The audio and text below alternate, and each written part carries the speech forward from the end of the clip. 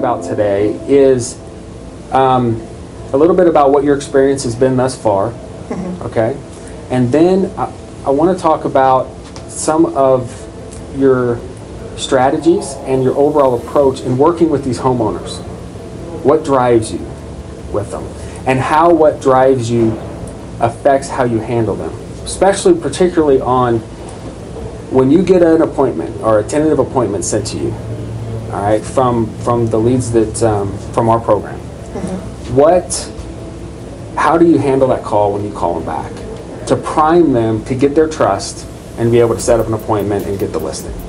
All right, so why don't you give us a little brief history over what your experience has been and how many appointments you've been on and how many of those you've converted into listings first. Okay, a lot about what I do is first and foremost the information that you receive from the program, you know, via email, you have to pay attention to.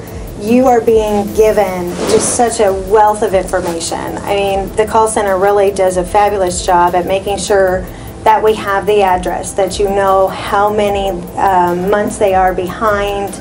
Also, you know, the trustee date, you have to be able to know what situation you're walking into whenever you make those phone calls back.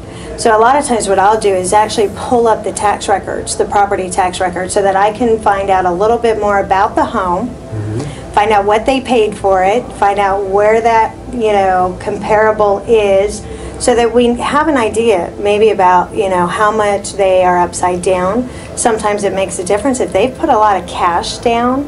You know, I mean, I've been in situations where they've put $100,000 cash down, and to them that's very hard as well. So, you know, really know about the client or the potential, you know, client, you know, right from the get-go. You know, knowledge is power. Yeah. So when you reach out to that individual, you know, and you make that phone call, and I think it's very key that you let them know that you're calling on behalf of Program HR 3648. You know, part of, you know, as soon as I pick up the phone and someone answers, you definitely want to speak to the individual that called in. I will tell you. Yes, because it's not always the person that answers the phone. So make sure that, you know, who you're talking to is the person that called in.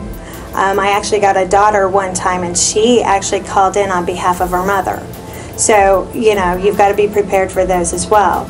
But, you know, I'll let them know, you know, hi, I'm Melissa Jurt, and I'm calling on behalf of Program HR 3648.